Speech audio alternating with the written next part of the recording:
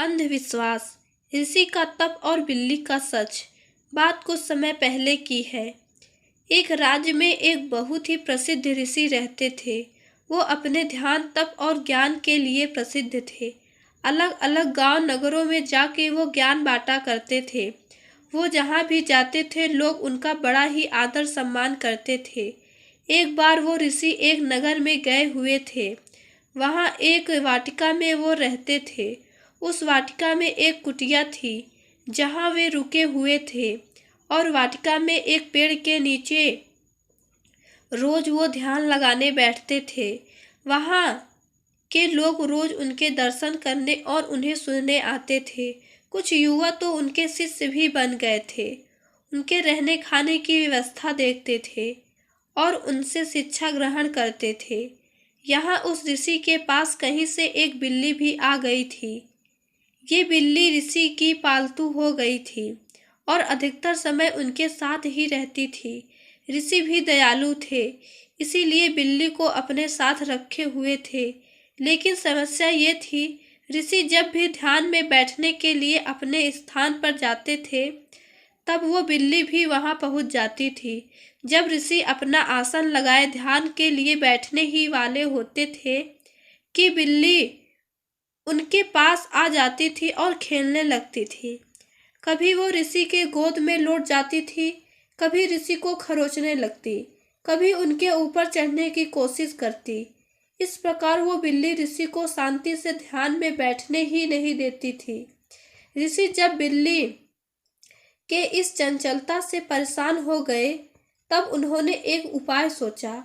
अगले दिन जब वो ऋषि अपने आसन पर आए तो बिल्ली भी उनके साथ वहां पहुंच चुकी थी। लेकिन इस बार ऋषि ने ध्यान पर बैठने से पहले एक काम किया। पास ही एक छोटा पेड़ था। ऋषि ने उस बिल्ली को उस पास वाले पेड़ से बांध दिया और फिर शांति से ध्यान लगाने बैठ गए। इसके बाद से रोज यही होने लगा।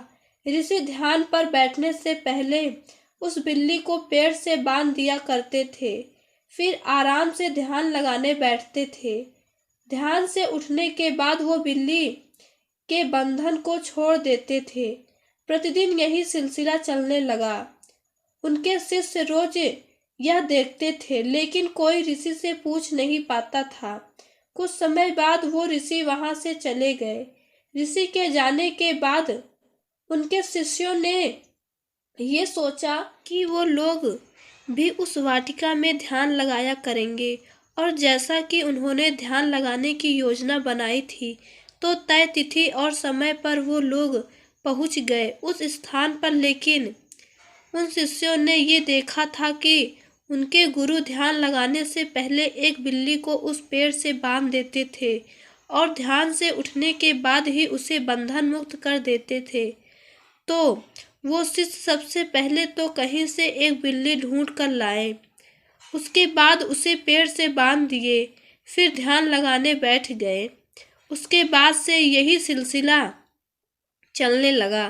धीरे धीरे लोग ये देखने लगे और बात फैलने लगी कि एक पहुंचे हुए ऋषि ने किसी बड़े कारण से ये करने का नियम बनाया है, और इस तरह से ये एक प्रथा बन गई। और फिर जब भी कोई ध्यान लगाने बैठता था तो पहले एक बिल्ली को पास के पेड़ से बांध देता था।